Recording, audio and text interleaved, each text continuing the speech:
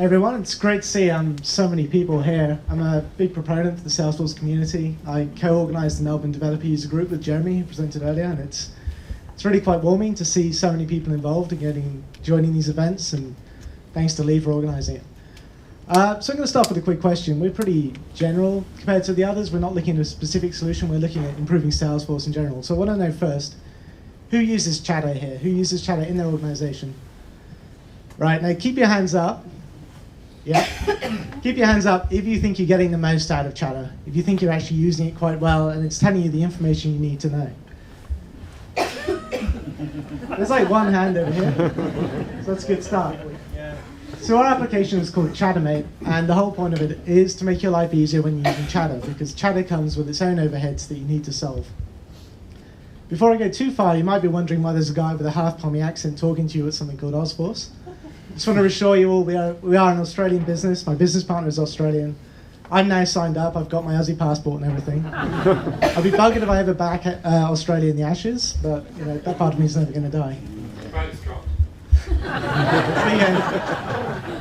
Well, I'm going to be ashamed for a couple of years anyway by the looks of things. So anyway, back to Chattermate. So Chatter revolves around conversations and putting those conversations in context. If you're having conversations about leads and about accounts or opportunities in emails, you're doing it in the wrong place because it's not in the system. Other people can't see it. You need all your sales guys, all your account managers, everyone needs to see the same information so they know what's going on and so they can fix things when they need to. You don't want information siloed away in people's inboxes. Chattermate can help you automatically follow or unfollow records of interest, and you define those records of interest by setting up what we call recipes. Pretty much like workflow, you say, I want to know about opportunities worth this much money closing next week, let me follow that record. Or you can unfollow records. The point of this is to help you manage it because, as you know, Chatter's got a limit on how many records you can follow, and once you hit that, it's not much use to you. It's also not much use to you if you're getting updates on closed opportunities that you really don't care about anymore. The final part of Chattermate, which we think is the most exciting part and is the newest part, is notifications.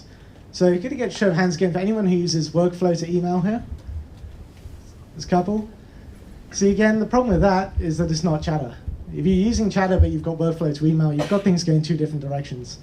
So using notifications in Chattermate, you can now do workflow to Chatter. The side effect if you are stuck on email is that if you get a notification, it can come through via email as well, as normal Chatter notifications do. So you can then respond to and get that information back into the system where it should be. So tonight, all I'm going to be talking about in our room, which is just next door, a little small one, is how Chattermate can be used to solve different problems for different parts of your business. We can solve things for support, for sales, for account managers, pretty much across the board because it's very generic and works on any object. It even works on some of your custom objects, and I'll give an example of that for one of our clients. But thank you for all for coming, and hopefully I'll see you in the little room in a bit.